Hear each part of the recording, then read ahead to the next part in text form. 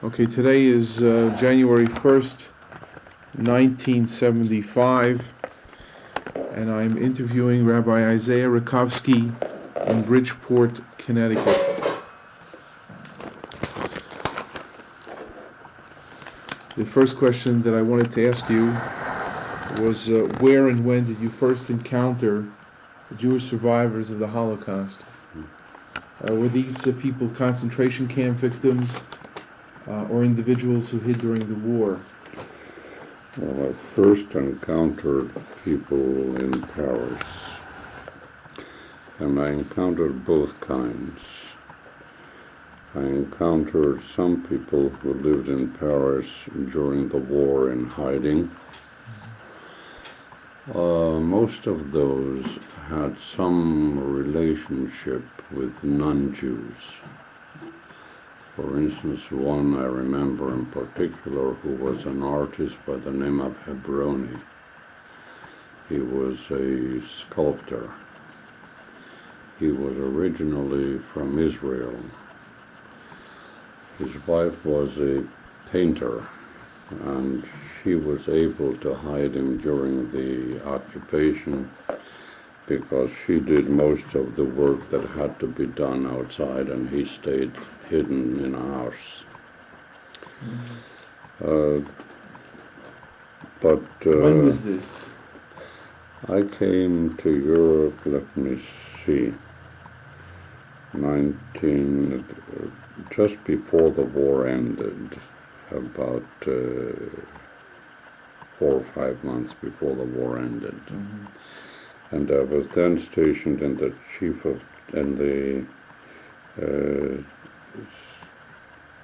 of chaplain's office in Paris.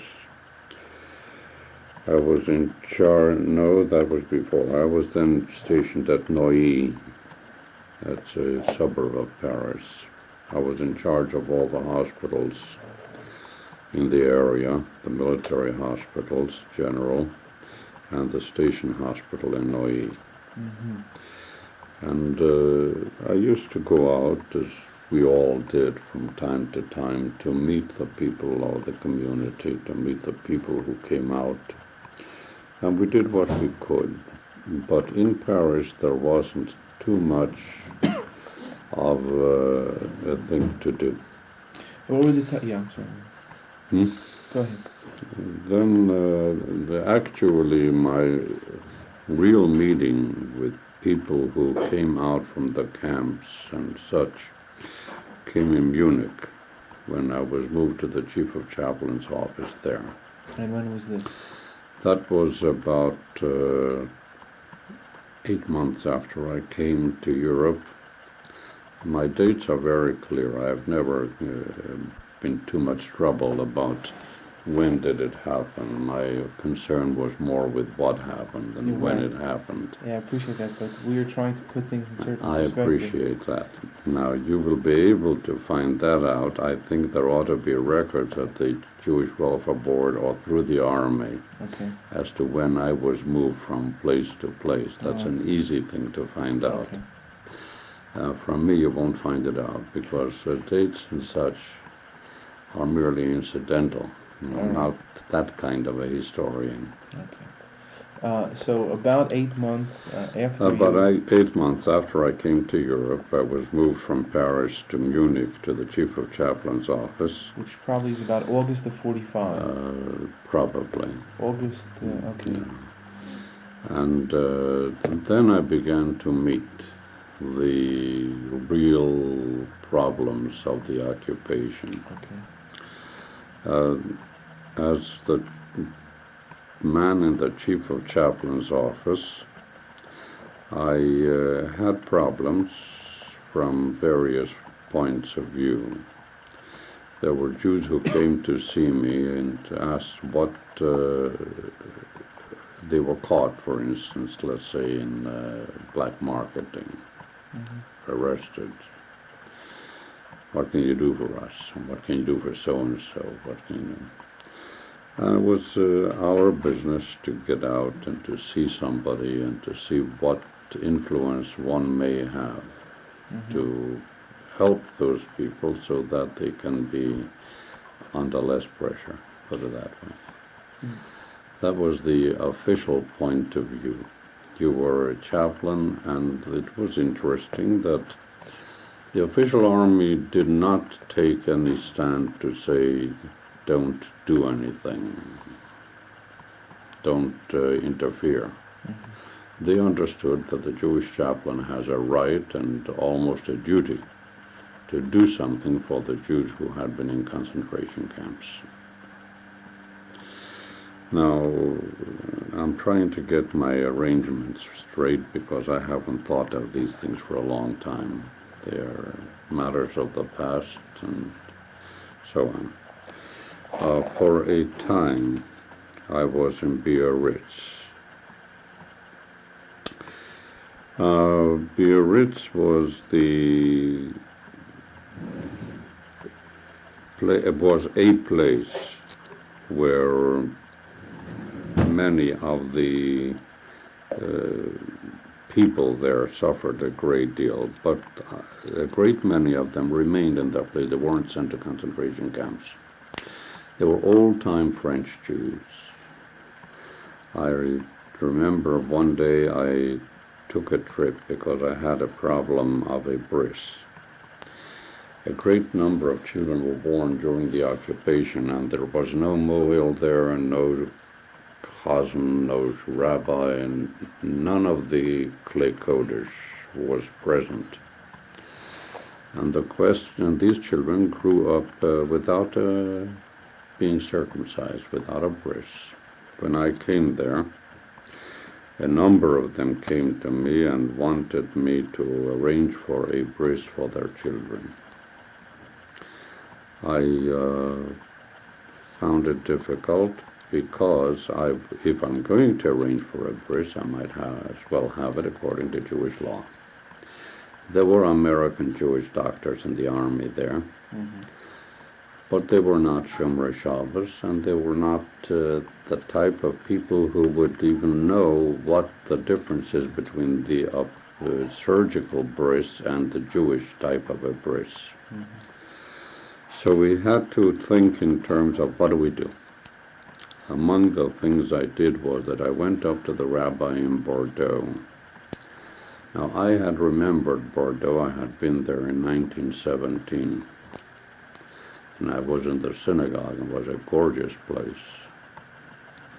When I came there, it was heartbreaking. The entire synagogue and all its wealth, and it was one of the very old and very rich synagogues in France. The place was stripped completely. The Germans had turned it into a stable for horses.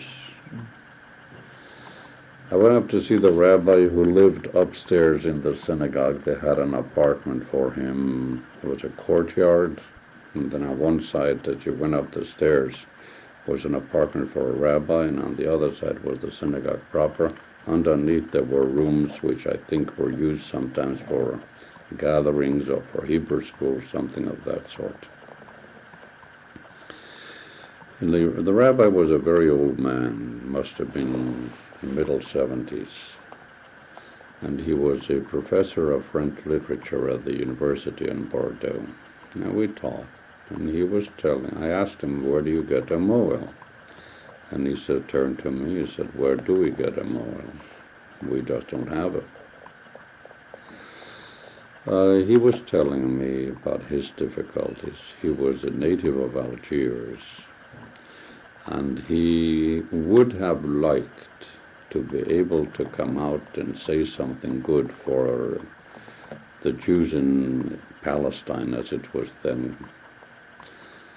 But how can he do it? He's been teaching French literature at the Bordeaux University for so many years, and if he should come out as a patriot of the Jewish people, it would said, you see, you can never trust these Jews. He's been with us for so many years, and he's still a Jew. He's not a Frenchman. Characteristic. Yeah. I met one man over there in Biarritz by the name of Bloch. His father had been a general in the French army.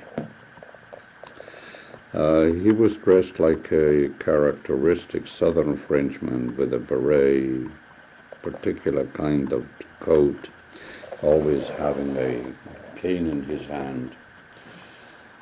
And his complaint was that, after all, they came from Spain, they're Spanish Jews, and they had left the land of Israel or Judea before Jesus was there, and why should they be blamed for all those things? Nevertheless, I had to make a bris, and I went to Paris, where I found a Hasidic rabbi. And through him, I got in touch with a private doctor from Alsace-Lorraine, who was then in Paris, who was a very Orthodox Jew. The soldiers who were stationed around Biarritz raised the money necessary, and I asked him to come down, and he came down and we made the bris. In Biarritz we had the Army University. That was after the war already. So that we had about 3,000 students there, and I think about 1/3 of them were Jews. Had a large faculty, but and there were quite a number of Jews in the faculty.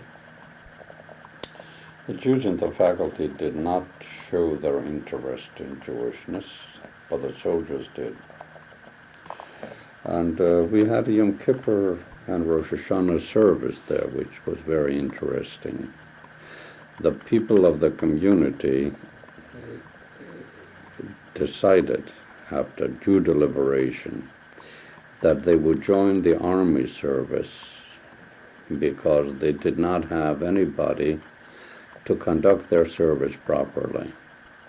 And though I had repaired their synagogue, we raised money among the soldiers to have their synagogue repaired. Was this at your initiative? At your initiative? Oh, yes. We did a great many things over there. I mean, we raised money, we repaired the synagogue, and yet they felt they don't have anybody to conduct the services properly. But they made one stipulation, that before Ne'ilah, I should sing with the congregation the Keil Nora Alila with a traditional melody, their traditional melody. And I had to learn their traditional melody so as to meet their needs. They felt that without that it would not be Yom Kippur. The melody was so their melody was so different. Their nusach was so different. Excuse me. Their nusach is different from a musical standpoint, yes. In fact, among the things which they gave me as a recognition for some of the things I did for them was a set of books of music of their nusach, which was burnt in my library, among other things. They gave me a plaque with the coat of arms of the consistoire of Biarritz and Bayonne, which I had in my synagogue hanging. It was an interesting piece, and I felt that it was nice to let people know that the Jews of Biarritz are Jews, that they recognize what we did for them. Again, it was burnt in the fire. These are some of the losses you take. Now, when I was stationed there, I once got a call from Excuse me, Biarritz you're talking about now? Biarritz, yes. I once got a call from somebody who told me that there are, along the way, settlements of people who came out of the camps who are preparing to go to Israel. And they don't have enough food, they don't have enough clothing.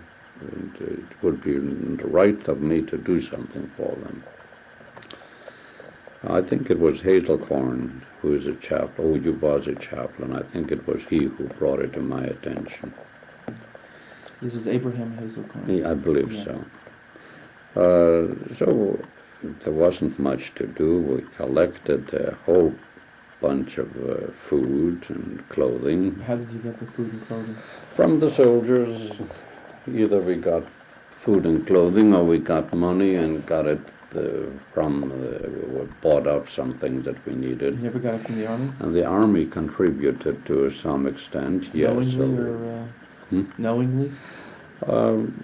Nobody worried about such things. Could we be specific? The sergeants knew.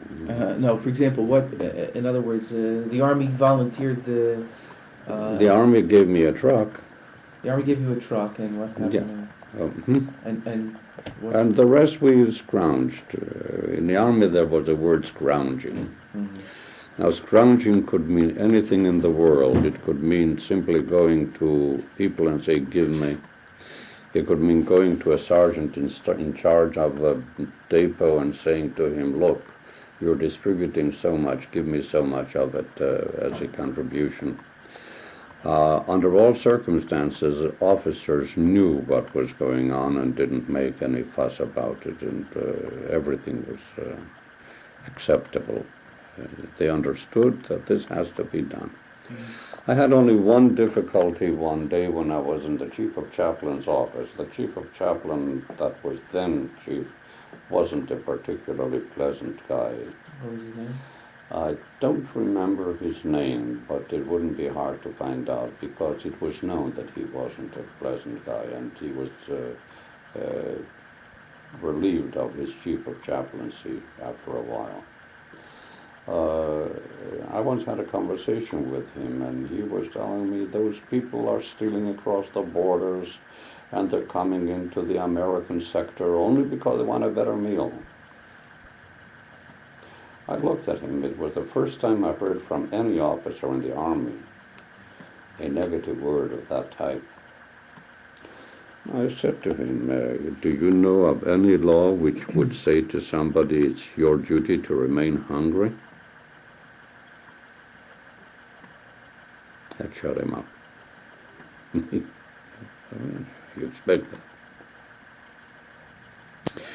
But by and large, I think the American Army was one of the most wonderful collections of men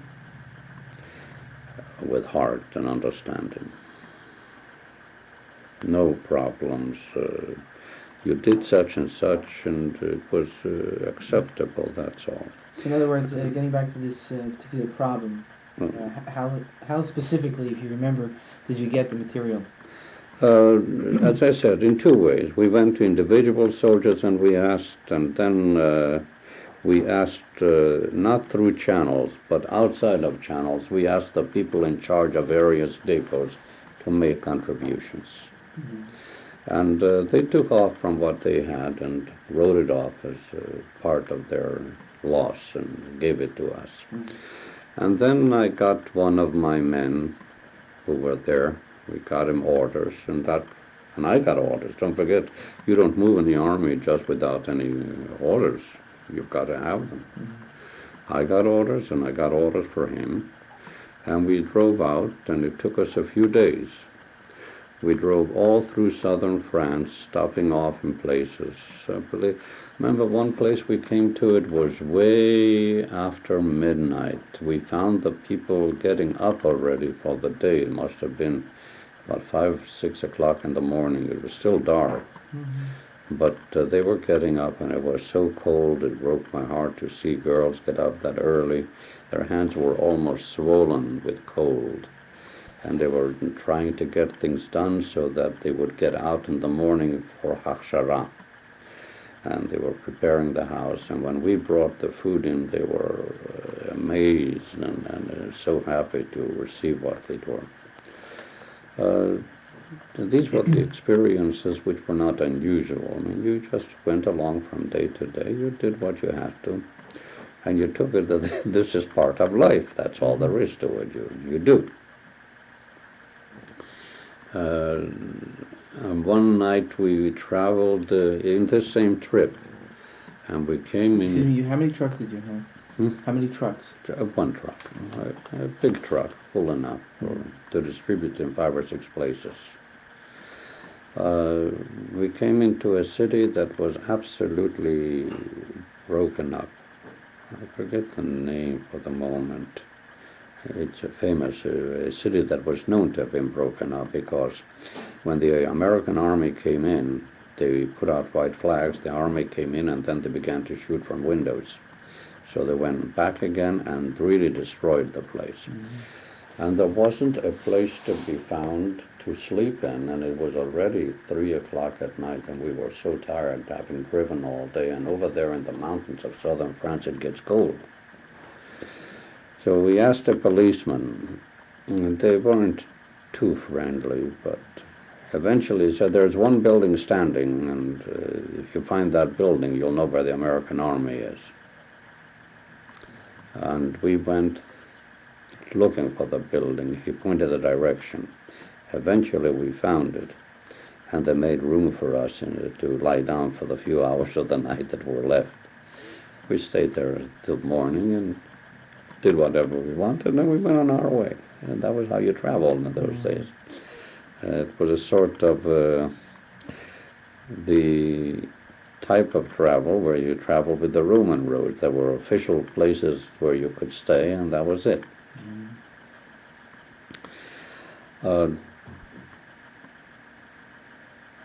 Actually, the stuff that I brought here which I gave up to the Jewish Welfare Board came from that area. I don't recall exactly where. A certain man came to me from one of the communities in southern France, and he said that the Jews are leaving from there. So they have a number of things. If they leave it there, it'll go to waste and nobody will have anything. What can I do? I asked them to give it to me, and we'll take it along when I go to the United States. And that's what I brought. The remains of a community that had dissolved itself. It was the Sefer Torah and the crowns and the pointers, all the things that go with a well-established synagogue. I brought it here, and I had the problem, what do I do with it? I was then coming out of the army. It's an experience in itself. You don't have too much where to go to and what to do. So I called the Jewish Welfare Board and spoke to them about it and said they will take it from me if I will give it to them for exhibits in Jewish centers. And they used it for a long time, exhibiting in various centers and so on. While I was in Munich, and again you will have to look for dates and days in official places. Okay. I got a call from Professor Koppel Pinson, who was working for the Joint Distribution Committee. He was in charge of the DP camps in all of the area. It came to me that they need books. Those people came out of the camps and they were demanding books as much as they were demanding food. They were hungry for a written word. They needed Siturim, Asirim, Chumashim, all those things, but they also wanted something that they could read. And where would we get books for them? Was this in 1945 still? No, that was after the war. I'm talking now. Well, after the war, May of 45 was after the war. Yeah, well, around there. Okay. It must have been around 45 because I left, I believe it was in 46, I left Europe. So he brought me over to the Offenbach archives. The Offenbach archives were a most interesting, if depressing place. It was a great warehouse, probably more than a block long, and about half a block wide. And I walked in, and I saw stacks of books. They were probably around 5-6 feet wide and about 6-7 feet high.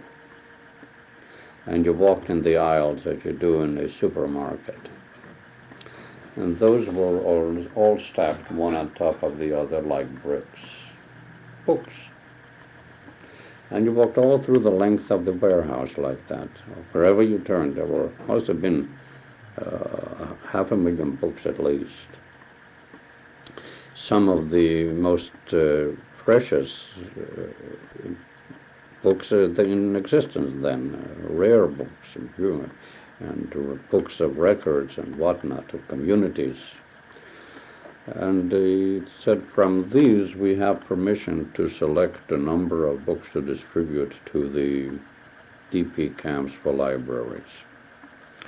And it's difficult to get people who will know what to distribute and who will be willing. People who are more willing to do the kind of work that brought you in direct contact with people. And I can understand it. There's a greater warmth of response. Now, when you hand out 1,000 books, 1,000 people will be reading and saying it's wonderful, but you're not there to see it or to receive a thank you. So I said, I'll accept the job. And I worked there for about 3-4 months, selecting books for distribution to the various DP camps. I think that later on, somebody wrote an article in one of the library journals, and they had a picture of me sitting and selecting books. Now, where they got the picture and who the author of the article was, I don't know. Again, for the very same reason that I'm too busy to stop and think about thank yous and publicity. I have to do what I have to do. But I had it, and that too, I believe, was burnt up with all my material there. If you look in library journals, somewhere around in the late 60s, I think, you may, if they have indexes probably, you may find an article about me doing that work for the... I don't recommend...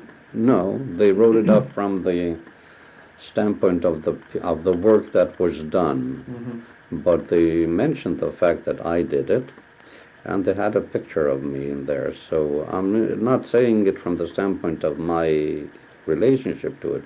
I'm saying it from the standpoint that you may get more information from there than you could get from me. As I said, I don't usually keep records of things that I do.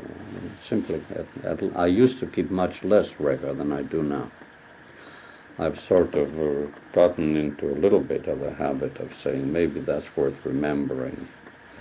But fundamentally, the history of an individual isn't as important as he may think it is, in my own opinion.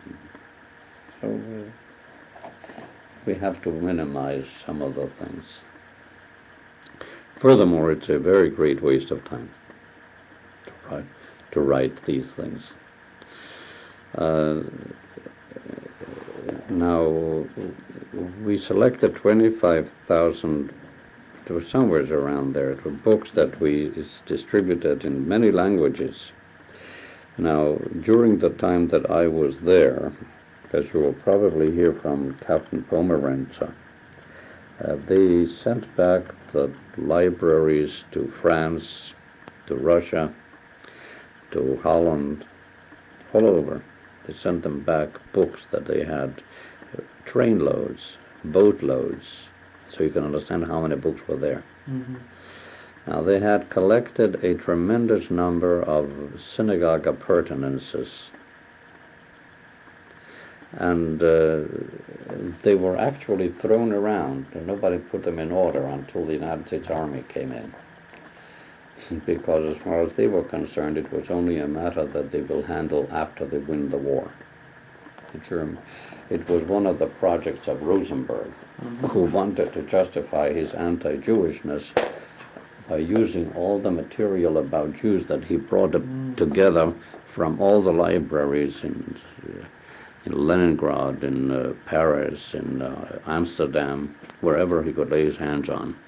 Of course, it was also probably a money proposition because you had many very valuable books and things there that after the war would probably have gone at a tremendous price to anybody who had a sense of the antique.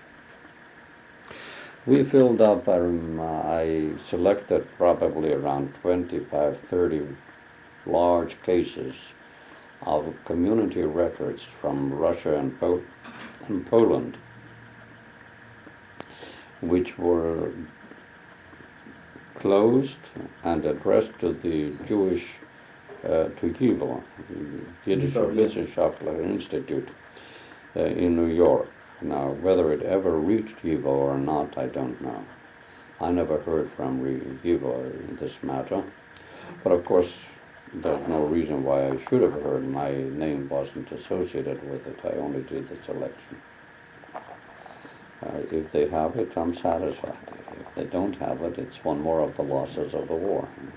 Yeah, I think Colonel Pomerantz told me that. Colonel Pomerantz had told me that he had been involved in this with you. Oh, he was in charge of the whole operation. Yeah, and that material had gotten to you. Things of that sort. What else can I tell you? Things happened every day, and you don't remember what. The bris, as I told you, we brought down somebody from there. What army unit were you involved with? Which army unit were you involved with? I was mostly involved with administrative units. I was involved with the hospital organizations in Paris. As I told you, I had all the general and special hospitals in the area. Then I moved to Marseille, and I was the area chaplain, Jewish chaplain for the region of Marseille. But I was there very briefly, just about 1 month. I met some of the DPs there, helped whatever I could, but it was a brief period. Then I went to Biarritz, and I was the chaplain of the Army University. And from there, I went to Munich, where I was in the Chief of Chaplain's office. From the Chief of Chaplain's office, I was discharged, and I came back. Now, that's an interesting incident. It may be of interest to you. I was being discharged from the Chief of Chaplain's office and given orders to travel by boat to the United States. At the same time, the people of the Joint Distribution Committee asked me to go with the boat of theirs. They were bringing over a boat of about 400 DPs to the United States. And those were people who had just recently, a year before or so, come out of the concentration camps and needed some adjustment, mental adjustment to the new situation in which they were entering. And they wanted somebody to go with that boat to be able to associate with them and talk to them and tell them things. And would I go? I'd go, part of my job. But my orders in the Army read that I go through a different port. And how can I go with them to Bremerhaven, if I go with the Army orders? So I got done the job, and through some machination I had my orders changed that I was supposed to take a boat in Bremerhaven. And after coming to Bremerhaven, I went with the other boat. It was a very interesting experience. To understand the situation, let me tell you about some of the things that happened aboard ship. I was one of two people there who were in supervisory capacity, who besides the crew had not been in concentration camps. Who was the other person? The other person worked for the Train Distribution Committee. I don't recall his name. You can perhaps find out from them. Okay. Now, he used to hang around there, and but my position was, of course, a little different because I was a rabbi. You're still functioning as a chaplain at that point? In the army, I was a chaplain, but over here, I was just another rabbi. I mean, you had been discharged already from the army? No, I was coming to the United States to be discharged. Right. My question is whether this still is. I was really AWOL from the standpoint of the army. I see. Okay. That's the important point that I wanted to make. From the standpoint of the army, I was AWOL. And when I came here, I had difficulties because the officer that I reported to, well, where were you? You weren't on your ship. How did you get here? I see. Okay. And I had to tell him how I got there. And he said, well, what am I going to do about you? I said, you'll merely mark down that I came. Okay. Now, if we can get back to the book, what took place? The people were in the psychology of the people was such. I used to walk around and talk to them. There was a tremendous sense of loneliness in them. It was amazing to see how much they held hands. If you saw three of them were holding each other's hands. If you saw 10 of them, they were holding hands. The sense of loneliness was so permeating them that without knowing it, they were holding hands. And when I used to talk to them, their answer was simply, but you don't really understand. You weren't with us. You didn't go through the mill. Then we came on a Friday evening. They made a Friday evening late service, and they asked me to speak. And I spoke to them. And I said to them something which I think had an effect. I said to them, when God wanted to take the Jews out of Egypt, he did not take one of them and say to him, you be the leader and take the Jews out of Egypt. He brought Moses, who was never through the mill, because you need somebody who hadn't been through the mill to teach you. Even Aaron couldn't be the leader because he was through the mill. You have to begin to understand that there is something beyond your experience and that you're going into a new experience and you must drop what you've had. After that, their relationship to me changed. They listened. They understood that I am telling them things which they must know. They couldn't understand coming into a city and not having to report to the police. How can you go into a city without, even French liberty and democracy knows that if you come to a French hotel, you must present your passport and the police knows that you're there. They couldn't understand that you can come to a place and not notify the police that you're there. And many other things of the sort. And until I had spoken as I did, they couldn't possibly listen to me or understand that I can appreciate their point of view, but they must also begin to listen to my point of view. It had a tremendous effect.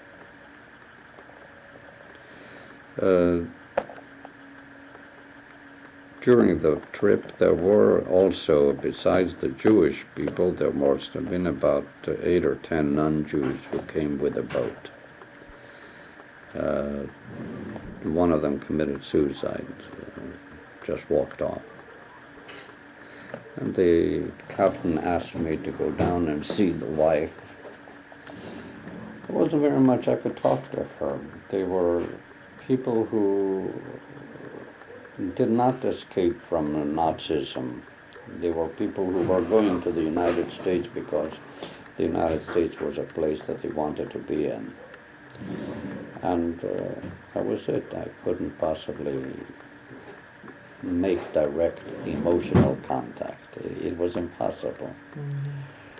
For instance, when I lived in Munich, we lived in the army enclave, which once had been part of the ammunition factories there. It was one of the few areas in Munich where the army hadn't destroyed the buildings. When I first came to Munich the first day, I decided after a day's work that I'll take a walk. It was just about sunset time. And I walked out, and I walked for about 10 minutes, and I came back. I couldn't take it. In the shadows of the evening, the tremendous breakage of buildings and the smell of gas and the smell of debris was such that it was disturbing in a large way. So I came back and went back to my own quarters. At any rate, we had people working for us, German people. A woman and a daughter were working for us, and they tried to gain favor. So one day they told me about the fact that she had worked for Jews. I asked, didn't you wonder what happened to those Jews? What happened? Oh, well, we knew that they were away, but we didn't know anything more than that. And I asked him, do you mean to tell me that you didn't know anything at all? Of course we didn't know. It was unbelievable. Then we talk about the fact that the American army said, well, the American army is made up of barbarians. Look what they did to the Goethe house. The Goethe house was a very important item to them. I asked them, look what you did to Rotterdam. Oh, that was just in the city. That wasn't the Goethe house. And with that kind of psychology, you couldn't well associate. So that by the time I got to the people in the boat, I was not ready to give myself completely in sympathy with the loss of a person who stepped off the boat.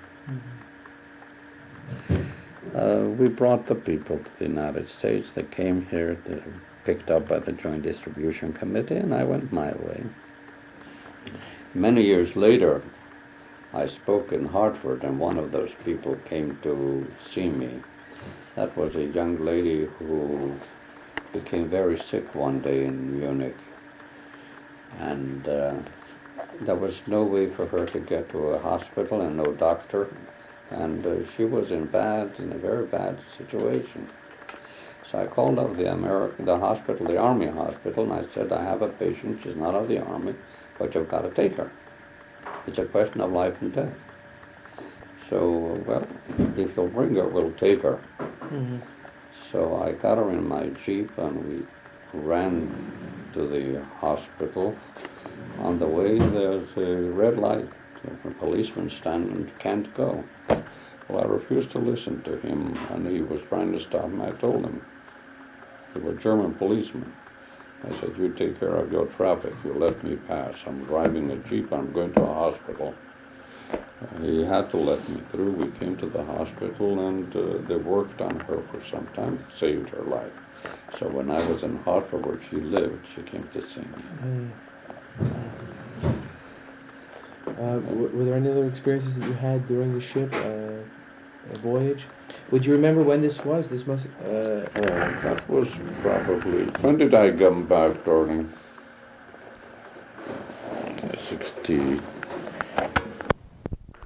46 in April or May. April or May of 1946. Okay. Somewhere around there. Now, were there any other experiences you wanted to tell me about? Were there any other experiences that you wanted to relate about your activity on the boat? On the boat, there isn't very much to relate. It was merely a question of association. See, the chaplaincy itself, it might be interesting for you to understand